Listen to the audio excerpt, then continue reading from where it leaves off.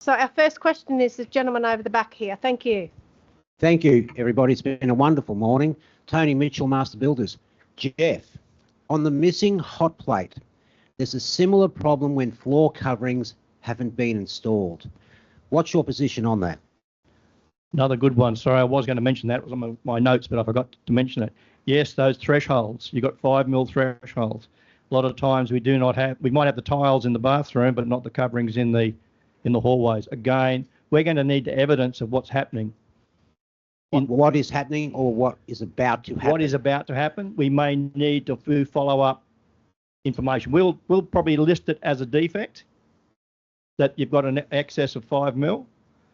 We're going to need evidence that that's rectified. So no Form 21? No Form 21 because we have excess of 5 mil. And the builder doesn't get paid and the owner can't move in. And that becomes a problem when the owners are doing their own floor coverings. Absolutely. It's a great concern for all of us. Thank you. Okay, another question. Just wait. And can you please introduce yourself? Hi, I'm Tori. I manage my own business called Building Energy Ratings and Advice. Just a quick question on the whole of home appliances. In NatHERS whole of home, there is a provision for default appliances, and as certifiers, fun times, you've got to know what they all are. But with DTS, there's only a minimum option. If our clients are not going to put in anything, in NatHERS we can do none/default, but in deemed to satisfy, we don't have that option.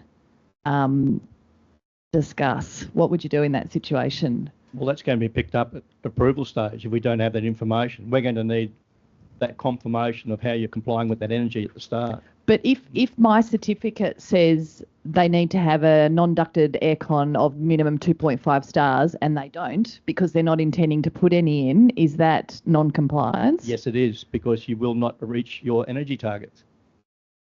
You haven't complied with... But we're going to be looking at...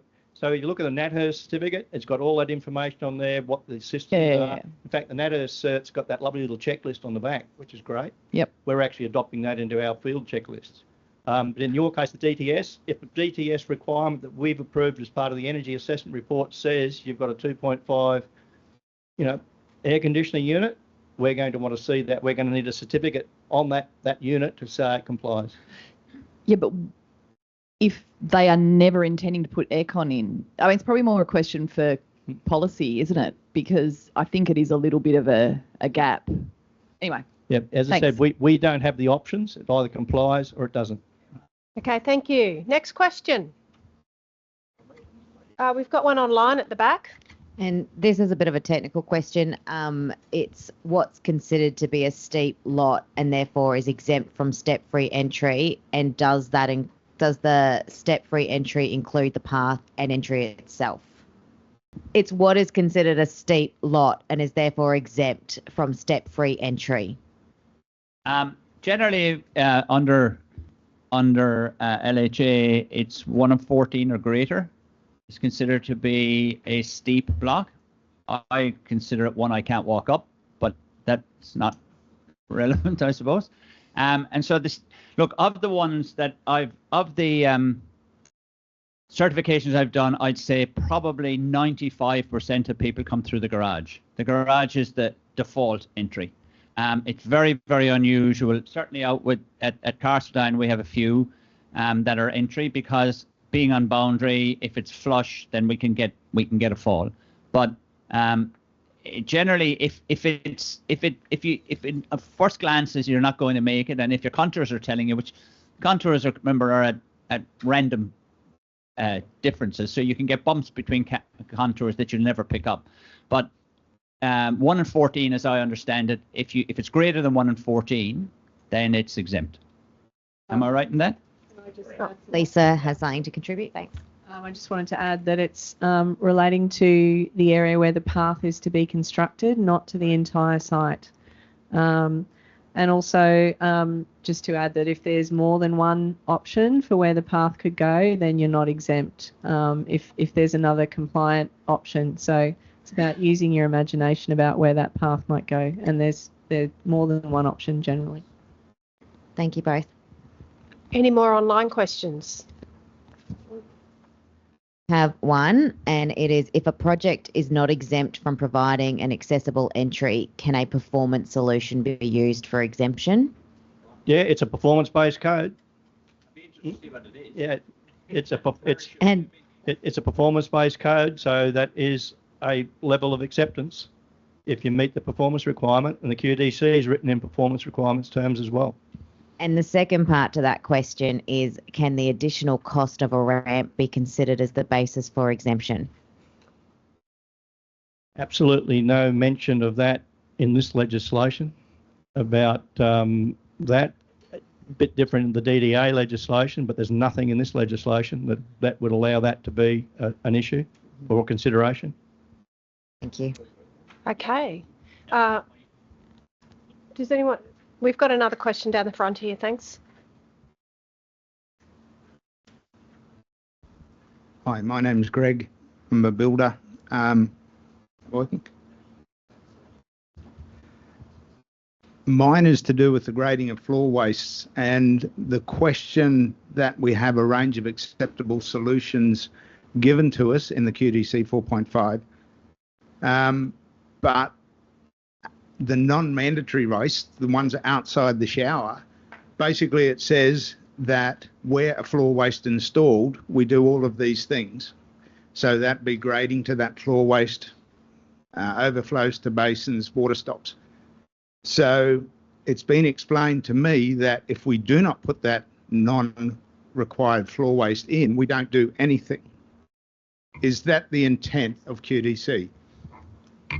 I'll answer that, because that was a conscious decision with our job that we didn't put in the floor waste in the wet area. We just stuck to the enclosed shower, and that was to do with the implications of once you put it in and the cost and concern raised by my client.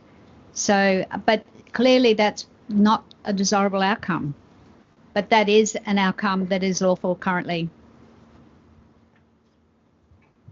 To my mind, the solution of putting overflows to all your fittings and fixtures and flood stops to your flexible hoses is the mandatory part of what we're trying to achieve, and not flooding the rest of the house. But as soon as you don't put a floor waste in, there is nothing there to prevent that happening, although by the way the code is written, you don't do anything. It seems counterintuitive to have that written in that way. But everyone's nodding, so that's what we keep doing. Then there's the argument, is it a floor waste or is it a relief gully? Okay, we have another question up the back here.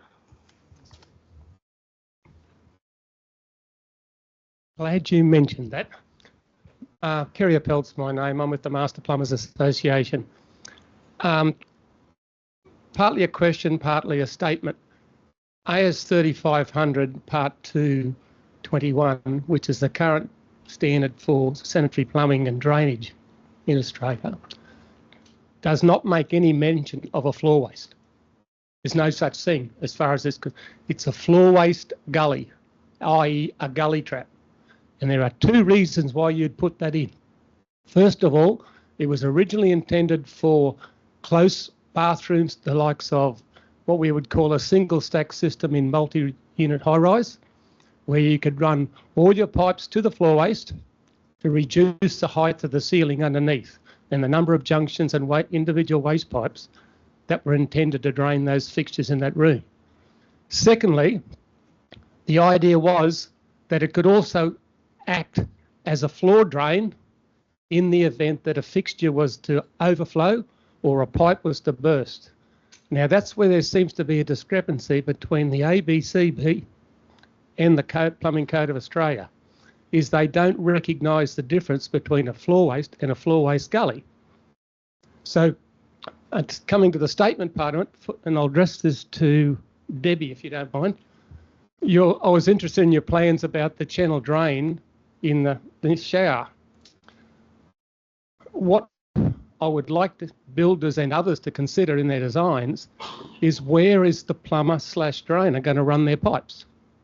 In that scenario, particularly on a zero lot boundary, it would have been very common for that plumber to decide to run the basin waste to that shower drain Correct. and call it a floor waste gully.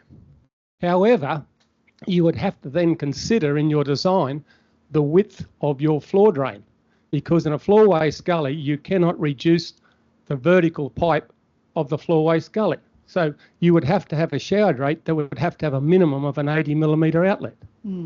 So that was not a zero boundary situation, and it was a slab on ground raised above natural ground. So we had, plenty of height underneath the finished floor level of the slab to do whatever drainage was necessary underneath.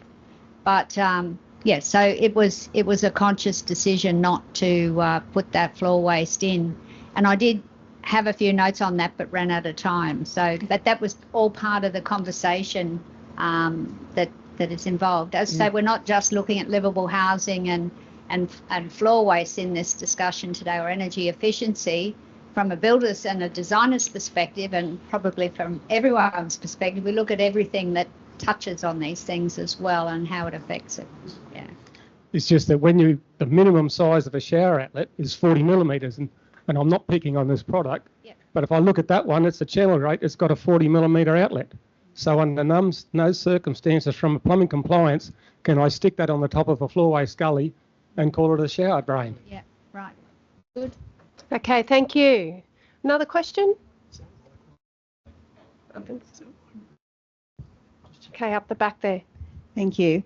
Diane Johnson from Master Builders. And to make a little plug, having listened to John and Jeff's presentation with the details of things to know and things to think about, we've worked with the AVES and the building certifiers and the building designers and the BDAA to come up with a documentation guide that tries to step out the issues that we found going through the process, and that's available on our website. But we might go back and look at a version 2 after hearing you speak today.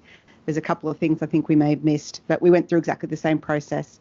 But a question, I think, particularly for Sean and John on the Castledine project, in dealing with that small, and probably Peter's come up with this as well, those smaller footprints, that increasing dimensions in areas in some places mean you have to take it necessarily from somewhere else. Have there been design compromises that you've had to just deal with, or you've been able to find some smart ways to manage that you haven't actually had to compromise some of the other living areas that are also important? Okay, in talking about a compromise and taking stuff from one place to another, that automatically says it's predetermined what the floor plan is. You're adjusting it. With these ones out here, they were designed for the lot, so it wasn't a matter of what you lost. You didn't have it in the first place until you put it on paper. And so a big interaction between me and the builders, with the builders designers, was getting that opportunity of them sending me down stuff. And I'm like a typical one, going back to Jeff's point, if they showed me a corridor that was under 105 wide, I'd go back and say, you ain't going to make this one, because you could pick those things up. And so picking them up early means you're not actually taking anything away from anything, because effectively it doesn't exist until you design it to the size. You have to design it to meet the requirements of thing. I know that sounds a stupid way of putting it, but what I'm saying is, if you're trying to retrofit this into an existing fleet of houses, then yes, it probably will mean you're going to lose it. But in the 40 years I've been involved in this industry, I've yet to find someone can walk into a room that's 3 meters by 3.5 and say, God, this looks like it's about 20 mils too small. People don't pick it, but they'll pick it in a corridor that's 1 meter wide, but they won't pick it in a room that's 3 meters wide. So you can afford to take a little bit out, because if you don't give it to them first, so the people that bought these houses, here's your plan. And they went, oh, great, what size is that bedroom? 3 meters. Oh, okay. What size is that? That's fine. Even though they didn't come in with a preconceived idea that that bedroom should be bigger. I know it's probably not answering your question. Well, the pinch points I was talking about are those areas of the 1200 by 900, your 850 doors, etc. They're the pinch points, right? To me, the rest of it comes after that. What you're left over with, that's what you have. from the point of view of going on a house. I don't think you can do it the other way around. If a client says, I want this room to be this size, then they have to give up room from another size that's not in the pinch point house rooms. That's the only way you can do it. Otherwise, you go around in circles. Remember, you're designing it for them. And in the Gary raised this before, in the MMC program, we meet a gold level compliancy, not just silver, so we exceed that.